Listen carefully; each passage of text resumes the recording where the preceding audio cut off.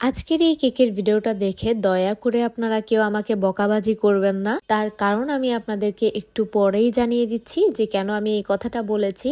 তো প্রথমেই দেখতে পাচ্ছেন আমি এখানে বাটারস্কচ ফ্লেভারের 2 পাউন্ডসের একটা কেক নিয়েছি।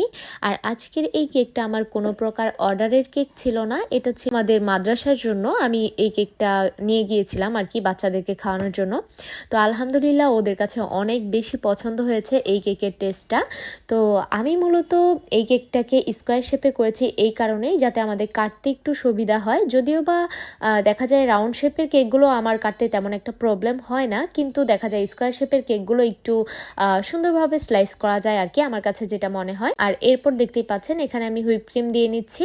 আর এখন আমি এখানে দিব ক্যারামেল সস, যেটা হচ্ছে বাটারস্কচের একদম মেইন একটা উপকরণ। এটা ছাড়া কিন্তু আপনার বাটারস্কচ কেকটা একদমই অসম্পূর্ণ রয়ে যাবে। আর হ্যাঁ, আমি কেন বলেছি জানেন যে আপনারা আমাকে বকাবাজি করবেন? আসলে সবার উদ্দেশ্যে মূলত আমার এই কথাটা বলা না, তবে কিছু মানুষ আছে যারা অন্যের কাজকে অ্যাপ্রিসিয়েট তো করতে পারেই না, বরঞ্চ খোঁচায় খোঁচায় কোন জায়গায় ধোঁস ধরবে বা কিভাবে নাক গলাবে সেটা নিয়ে সারাক্ষণ ব্যস্ত থাকে। তো এই কথাটা আমি কেন বলেছি সেটাও বলছি। কিছুদিন আগে আমি একটা ব্ল্যাকফাস্ট কেকের ডেকোরেশন ভিডিও আপনাদের সাথে শেয়ার করেছিলাম। তখন একজন আপু আমাকে বলছে যে আপু, আপনি যেই পরিমাণ আর কি চেরি ফিলিং এখানে দিয়েছেন, নামমাত্র দিয়েছেন, এটা না দিলেও পারতেন, বা একটুখানি চেরি ফিলিং এর ছোঁয়া দিয়ে ব্ল্যাক ফরেস্ট কেক বানাইছে, হ্যান ত্যান বক্কর চক্কর আরও অনেক কিছু বলেছেন উনি। তো আমি কিন্তু ভিডিওতে স্পষ্ট বলে দিয়েছিলাম যে আমার চেরি ফিলিংটা আমি আসলে অতিরিক্ত দিতে পছন্দ করি না। আর যেই আপুরা আমার থেকে এই কেকটা নিয়েছেন ওনারা হচ্ছে আমার রিপিট ক্লায়েন্ট।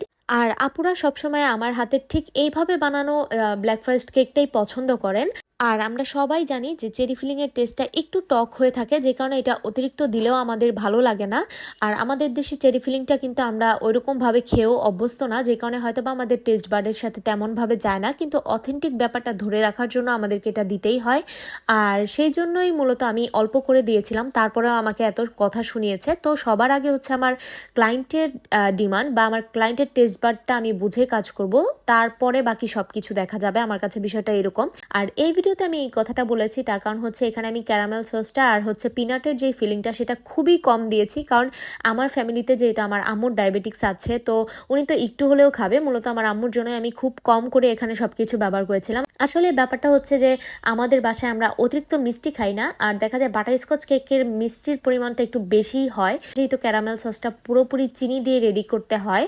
আর এটার টেস্ট তো বুঝতেই পারতেছে। আর বাদামটা মূলত কম দিয়েছি, তার কারণ হচ্ছে বাদামের ওই ফিলিংটা আমার বড় বোন পছন্দ করে না। তবুও আমি সবকিছু আসলে অথেন্টিক ভাবে রাখার জন্য এখানে অল্প অল্প করে সবকিছু ইউজ করেছি। তো যাই হোক, আশা করি আমার এই কথাগুলো আপনারা সুন্দরভাবে বুঝতে পেরেছেন কেন বলেছি। আজকের ভিডিওটা এই পর্যন্তই। সবাই ভালো থাকবেন। আল্লাহ হাফিজ।